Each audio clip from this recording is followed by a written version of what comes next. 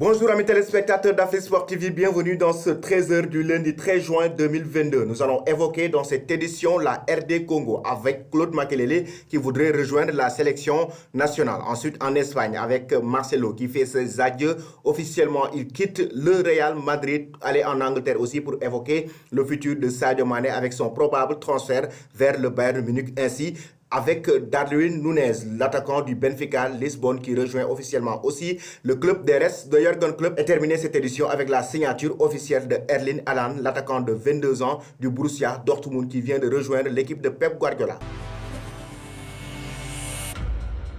Bienvenue dans ce 13h, chers amis téléspectateurs, qu'on va débuter avec l'ancien international français mais originaire de la RD Congo. Il s'agit de Claude Makelele qui pourrait devenir le prochain sélectionneur des Léopards. Hector Cooper n'a pas survécu aux 2 défaites d'entrée de la RD Congo en éliminatoire de la CAN 2023. Il a été limogé par le ministre des Sports congolais. Après cette défaite, Claude Makelele se positionne déjà comme étant l'homme de la situation. Il veut prendre les rênes de la Fédération congolaise de football. Personnellement, je suis prêt à diriger l'équipe nationale de la RD Congo. On veut tous s'asseoir pour restructurer le football en République démocratique du Congo, a-t-il déclaré, relayé par Adams. Rappelons que Claude Makelele a déjà entraîné Bastia et le KS Open. Il n'a pas connu un bilan flamboyant. Et chers amis, nous allons maintenant filer en Espagne pour évoquer Marcelo, le Brésilien, qui quitte officiellement le Real Madrid. Des moments très tristes. Le latéral brésilien a fait ses adieux au merengue et n'a pas pu retenir ses larmes. C'est donc avec un hommage émouvant rendu par le club après 6 saisons passées sous le maillot de l'équipe de la Casablanca que Marcelo a quitté le Real Madrid.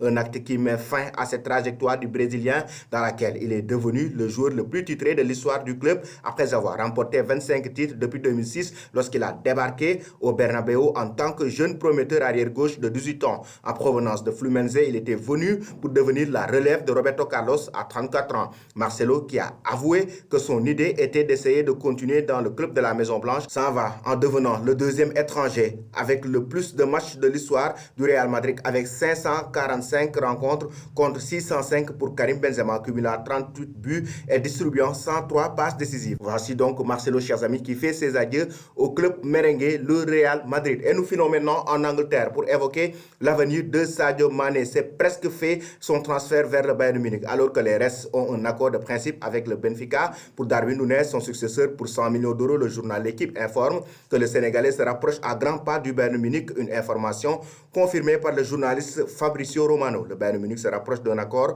pour Sadio Mané. Conditions personnelles à convenir prochainement. Nouvelle offre prête à être soumise pour devenir un accord complet avec Liverpool pour parler en cours. Selon le journaliste, d'après le quotidien sportif, Sadio Mané s'est déjà mis d'accord sur un contrat de 3 ans avec un salaire annuel estimé à 20 millions d'euros bruts. Les Rotten préparent désormais l'assaut final pour faire plier le club anglais qui a refusé leurs 2 premières offres de 25 millions d'euros plus 5,5 millions de bonus et de 27,5 millions d'euros plus 7,5 millions de bonus. Une délégation allemande doit se rendre en milieu de semaine à Liverpool et le deal devrait se boucler autour de 40 millions d'euros. Selon la même source, reste désormais aux 2 clubs de s'entendre sur l'indemnité de transfert avec ce déplacement. Les Allemands, la direction des Grèces pourrait donc baisser les prix et réclamer une somme de 40 millions d'euros. Selon vous, chers amis, Sadio Mané doit-il rejoindre le Bayern Munich, le Paris Saint-Germain, le Real Madrid ou rester même chez les restes de Liverpool? Nous attendons vos réponses en commentaire et nous allons poursuivre notre édition toujours avec le club des restes de Liverpool. Cette fois-ci, ce sera au tour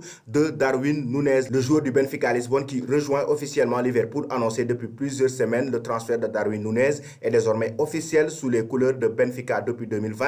L'attaquant uruguayen a en effet décidé de rejoindre pour 5 saisons le royaume de sa majesté et Liverpool. Avec les restes, le gamin Argitas touchera un salaire de 6 millions d'euros net par exercice, un énorme coup réalisé par la formation dirigée par Jürgen Klopp. Lui n'a d'ailleurs jamais caché son admiration au sujet de l'Uruguayen. Le Benfica a également informé que l'accord prévoit le versement d'une rémunération variable, si bien que le montant global de la vente pourrait atteindre le montant de 100 millions d'euros. Il est en outre informé que l'accord submentionné est conditionné à la signature du contrat de travail sportif du joueur avec Liverpool. Et c'est-il encore expliqué dans le document officiel précise en ce sens le communiqué de Benfica pour officialiser la nouvelle. Ça veut dire que Darwin Núñez rejoint donc officiellement le club de Jürgen Klopp. Selon vous, chers amis, le joueur de 22 ans de Benfica devrait-il rejoindre Liverpool pour remplacer Sadio Mané? Et nous allons maintenant, chers amis, terminer ce journal avec Manchester City et Erling Haaland, l'attaquant de 22 ans qui rejoint officiellement